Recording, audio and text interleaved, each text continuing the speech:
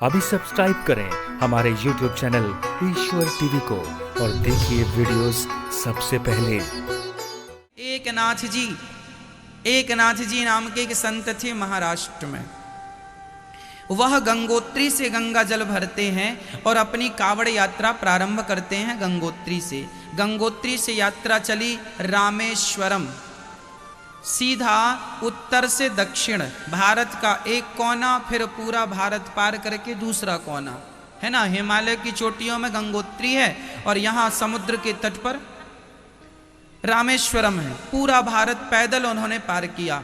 कितना किलोमीटर? लगभग मेरा अंदाज है लगभग 2000 किलोमीटर तो होना चाहिए, ज़्यादा ही होगा कम नहीं। 2000 किलोमीटर की यात्रा उन्होंने पैदल पूरी की।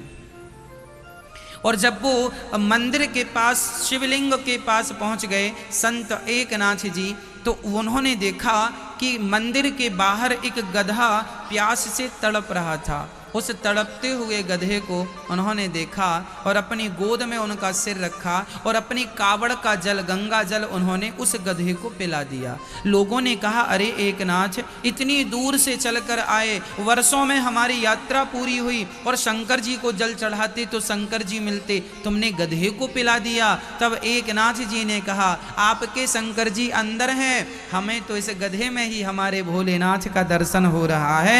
और जब गधा तृप्त हुआ तो उस गधे से भगवान प्रकट हो गए।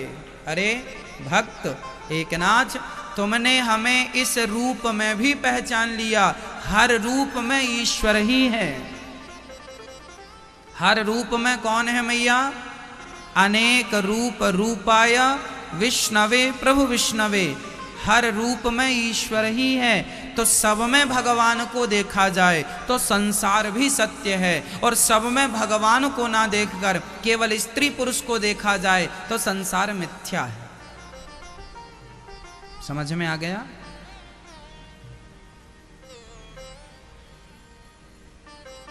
संसार सत्य भी है और मिथ्या भी है। ये अपनी दृष्टि पर निर्भर करता है कि हम किस रूप में देख रहे हैं जगत को। हम पत्थर को किस रूप में देख रहे हैं? पत्थर के रूप में या भगवान के रूप में? हम एक स्त्री को किस रूप में देख रहे हैं? माँ के रूप में, बहन के रूप में, बेटी के रूप में, या फिर किसी और रूप में? ये हम पर निर्भर करता है कि हम किस रूप में देख रहे हैं। सामने की वस्तु तो ज्यों की, स्त्री तो ज्यों की त्यों है, लेकिन देखने वाली जो नजरें हैं, देखने वाला जो नजरिया है, वह देखने वाले पर निर्भर करता है कि आप किस रूप में देख रहे हैं। संसार तो ज्यों का त्यों है, संसार को देखने वाले अपना नजरिया बदल लें, सबको भगवान में देखें तो संसार कुछ अलग रूप में ही नजर आएगा, भगवान में नजर आएगा। जाकी रही भावना जैसी, प्रभु मूरत देखी तिन तैसी। इसलिए ईश्वर सत्य है